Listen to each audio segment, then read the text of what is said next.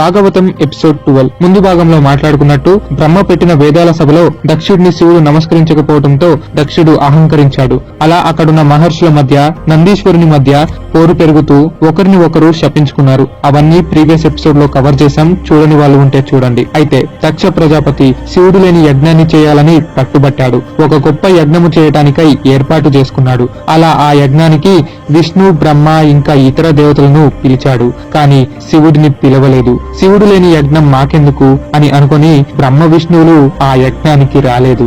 అలా శివుడు లేని యజ్ఞము కాస్త త్రిమూర్తులే లేని యజ్ఞముగా మారింది. అయినా సరే దక్షుడు విష్ణువుకి బ్రహ్మకి ముందే యజ్ఞ భాగమును పంపించాడు. అలా వారు రాకపోయినా వారికి భాగాలు పంపించాడు. కానీ రుద్రునికి కనీసం అలా కూడా పంపలేదు దక్షుడు. కానీ శివుడు ఏమాత్రం పట్టించుకోలేదు. కయ్యిమనలేదు, కుయ్యిమనలేదు. దాంతో మంటిక్కిపోయిన దక్షుడు ఇంకో యజ్ఞము సిద్ధం చేశాడు. బృహస్పతి యాగమును మొదలు పెట్టాడు. ప్రస్తుతం ఆంధ్రలో ఉన్న ద్రాక్షారామమే పూర్వం దక్షుడు చేసిన యజ్ఞ ప్రదేశం. ఆ ద్రాక్షారామం అనే ప్రదేశమే కాలం సాగుతూ మనుషుల పలుకుబడి వలన ద్రాక్షారామంగా మారిపోయింది. అలా దక్షుడు తన తపశక్తితో ఎంతో గొప్ప యాగాన్ని చేశాడు. ఎందరో మహా పండితుల్ని ఆహ్వానించాడు. తన తపశక్తితో ఎన్నో రుచికరమైన తిండిలు సృష్టించాడు. ఎన్నో అద్భుత బంగారపు వస్త్రాలు సృష్టించాడు. విమానాలను సృష్టించి మరీ దేవతలని ఆహ్వానించాడు. అలా సకల దేవతలందరూ ఆ యజ్ఞానికి వచ్చారు. కానీ బ్రహ్మ విష్ణువులకు భవిష్యత్తు తెలుసు కనుక వారు మాత్రం పిలిచినా సరే అక్కడికి రాలేదు. శివుడిని మరోసారి కూడా పిలవకుండానే వదిలేశాడు దక్షుడు. అయితే దక్షుడు గొప్పగా సత్కరిస్తూ దేవతల్ని ఆహ్వానించాడు. ఎంతో బంగారాన్ని ఓ చోట ఉంచి ఎవరికి నచ్చినంత బంగారం వారు తీసుకువెళ్లవచ్చు అని చెప్పాడు. ఆ దెబ్బతో వచ్చేవాళ్లు పోయేవాళ్లు అంతా దక్షుడి యాగం గురించే గొప్పగా మాట్లాడుకుంటూ పోయారు. అలా వాళ్ల పొగడ్తలు అన్ని శివుడి భార్య అయిన సతీదేవి చెవిన పడ్డాయి. ఓ విమానములో వెళుతున్న గంధర్వులను ఆపి ఏమిటా విశేషాలు అని అడిగింది. దాంతో గంధర్వులు ఆశ్చర్యపోయి, అదేమిటమ్మా, దక్షుని కుమార్తెవి నీవు, నీకు తెలియదా? మీ తండ్రి గారు ఎంతో అద్భుతమైన యాగాన్ని చేశారు. ఎన్నో కానుకలిచ్చారు, గౌరవ మర్యాదలు చేశారు, రుచికరమైన భోజనాలు కూడా ఏర్పాటు చేశారు అంటూ చెప్పారు. దాంతో సతీదేవి ఆశ్చర్యపోయి శివుడి వద్దకు వెళ్ళింది. అప్పుడే సమాధి నుండి బయటకొస్తూ భార్యను చూసి చిన్న చిరునవ్వు నవ్వాడు శివుడు. అప్పుడు సతీదేవి, స్వామి, మా తండ్రి గారు గొప్ప యాగాన్ని చేశారట, మీరు కనీసం నాతో చెప్పనే లేదు అని కాస్త ముఖం చిన్న చేసుకుని అడిగింది. దానికి శివుడు, దేవి, మీ తండ్రి దక్షుడు మనకి ఎటువంటి ఆహ్వానం పంపలేదు అని చెప్పాడు. సతీదేవి ఆశ్చర్యపోయి, అదేమిటి, ధర్మమూర్తి అయిన మా తండ్రి ఎంతో తపశక్తి ఉన్నవాడు, చిన్న కూతురైన నాపై ఎంతో ప్రేమ కలిగినవాడు, నాకన్నా మీపై ఎక్కువ మమకారం చూపించేవాడు, మిమ్మల్ని పిలవకుండా ఎలా ఉంటాడు అని అడిగింది. దానికి శివుడు, ఓ దేవి, విద్య, తపస్సు, ధనము, అందము, వయస్సు ఇంకా మంచి కులము, ఈ 6 మంచివాడి చేతికి లభిస్తే బాగుపడతాడు. కానీ చెడ్డవానికి ఇవి అహంకారాన్ని పెంచుతాయి. చెడ్డవారికి విద్య లభిస్తే వారి విద్యతో తప్పుడు మార్గమున వెళుతూ లేక శాస్త్రాన్ని వ్యతిరేకించి వారికి నచ్చిన దారి గీసుకొని లోకులను భ్రష్టు పట్టిస్తారు. అదే చెడ్డవారికి తపశక్తి తోడవితే దానితోనే లోకాన్ని నాశనం చేస్తారు. అహంకారంతో శపిస్తూ ఇతరులను నాశనం చేస్తారు. ధనం లభిస్తే ఆ అహంకారముతో ఏవైనా చేయగలరు. అందము ఉంటే దానితో ఇతరులను ఆకర్షించి తనకున్న అడ్డమైన వ్యసనాలతో వారి జీవితాల్ని పాడు చేస్తారు. ఇవన్నీ కలిగి యవ్వన వయసు ఉన్నవారు అవగాహన లేకపోవడం వల్ల లోకులను నాశనం చేస్తారు. ఇక చివరిదైన కులము కూడా చెడ్డవానిలో అహంకారము పెంచుతుంది, కులపిచ్చికి దారి తీస్తుంది. అదే మంచివానికి అవితే ఈ 6 బాగా ఉపయోగపడతాయి. ఈ 6 గుణములు ఉన్నవాడే శ్రీరాముడు. ఇవే గుణములు కాస్త రావణునికి ఉండగా రాముడు గొప్పవాడయ్యాడు, రావణుడు లోక కంటకుడయ్యాడు. ఇది మనం గమనించి తీరాలి. అలా శివుడు ఈ 6 గుణాల గురించి చెప్పిన తర్వాత, సతీ, నీ తండ్రి కూడా ప్రస్తుతం ఈ 6 గుణాలు కలిగిన మూర్ఖుడే. అందుకే నన్ను అవమానించాలనే నన్ను ఆహ్వానించకుండా ఈ యాగం చేస్తున్నాడు అని చెప్పాడు. దానికి సతీదేవి అమాయకంగా, అయ్యో, నీ మీద మా తండ్రి గారికి కోపమా? అలాంటిది ఏమీ ఉండదు అని అన్నది. దానికి శివుడు, దేవి, మహాత్ములకు కీర్తి వస్తే కొందరు తట్టుకోలేరు. దాంతో కారణము లేకుండానే వారితో గొడవకు దిగుతారు. అలానే మీ తండ్రి కూడా నా కీర్తి తట్టుకోలేక అహంకారముతో నన్ను పిలవకుండానే యాగం చేస్తున్నాడు.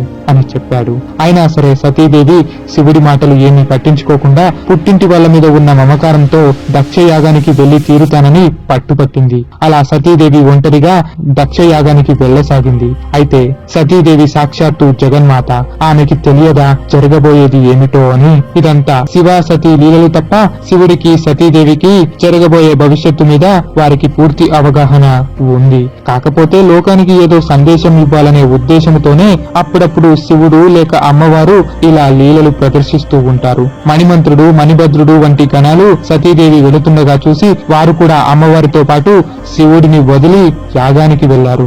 ఎంతైనా అయ్యగారి కన్నా అమ్మవారి మీద ఉండే భక్తి అలాంటిది. శివుడి మహాభక్తుడు నందీశ్వరుడు కూడా శివుడిని వదిలి తన శరీరం మీద మెత్తని పరుపు వేసుకుని అమ్మవారిని కూర్చోబెట్టుకుని మరీ యాగానికి తీసుకువెళ్లాడు. శివుడు అమ్మవారి మీద వారికున్న భక్తిని చూసి ఓ చిరునవ్వు నవ్వి మురిసిపోయాడు.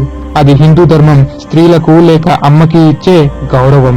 ఇప్పటికీ గుళ్ళల్లోకి వెళితే శివపార్వతులు పక్క పక్కనే ఉంటే మొదట పార్వతీదేవినే మొక్కాలి. అలా అయితే శివుడు సంతోషిస్తాడు. ప్రతి స్త్రీకి అటువంటి చోటుని మనం ఇవ్వాలి. సనాతన ధర్మం స్త్రీ గురించి ఎన్నో పురాణాల్లో గొప్పగా వర్ణిస్తుంటుంది. కానీ ఏంటో కొంతమంది స్త్రీలు హిందూ ధర్మం స్త్రీలకు కించపరిచేలా ఉందని ఏ శాస్త్రం తెలియకుండా మాట్లాడుతుంటారు. కానీ అది తప్పు.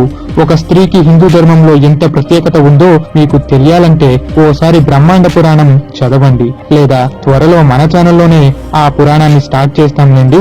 అలా అని మేము ప్రతి స్త్రీని ఇక్కడ అనట్లేదు. మోడర్న్ మహారాణులలో కొంతమంది అలా ఉన్నారని చెబుతున్నాము అంతే. సమయానుసందర్భంగా ఇలాంటి తప్పులను క్లారిఫై చేస్తూ వెళ్ళాలి కాబట్టి ప్రస్తుతం స్త్రీల గురించి మాట్లాడాల్సి వచ్చింది. అలా అమ్మ సతీదేవి దక్షయాగానికి చేరగా తండ్రి దక్షుడు కోపంగా చూశాడు. సతీదేవి రాకడను తాను తిరస్కరించినట్టుగా ఓ చూపు చూశాడు. ఇంతలో సోదరులు ఇంకా ఇతర పరివారం అంతా వచ్చి సతీదేవిని చక్కగా కూర్చోబెట్టారు. కాని దక్షుడి తిరస్కరణ చూపు సతీదేవి హృదయానికి గాయపరిచింది. వెంటనే సతీదేవి లేచి దక్షుని వద్దకు వెళ్లి, తండ్రి, నీవేదో మహాత్మునివి అనుకుని నా భర్త మాటలు వినకుండా ఇక్కడికి వచ్చాను. కానీ నీ అహంకారం నాకు కనపడుతోంది. ఆ శివుడు చెప్పిన మాటలు నిజమే. అసలు నిన్ను తలుచుకుంటేనే అసహ్యం వేస్తుంది. నీ గోత్రము నీ కుటుంబము పేరు ఎత్తాలన్నా చిరాకుగా ఉంది. రేపు నా భర్త నన్ను దాక్షాయిని అంటూ నీ గోత్రముతోనో నీ పేరుతోనో పిలిస్తే నిన్ను తలుచుకొని నేను మళ్ళీ మళ్ళీ అసహ్యపడవలసి వస్తుంది.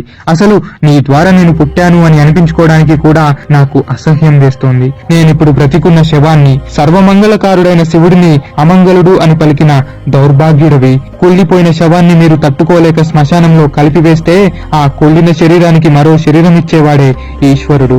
ఆయనే సమస్త లోకము. మీకు సంపదలిచ్చిన వైరాగ్య సంపన్నుడు. ఆయన లేకుండా మీరు చేస్తున్న ఈ యజ్ఞం అసలు యజ్ఞమే కాదు. తొందరలో మీరందరూ నరకాన్ని చూస్తారు, అనుభవిస్తారు.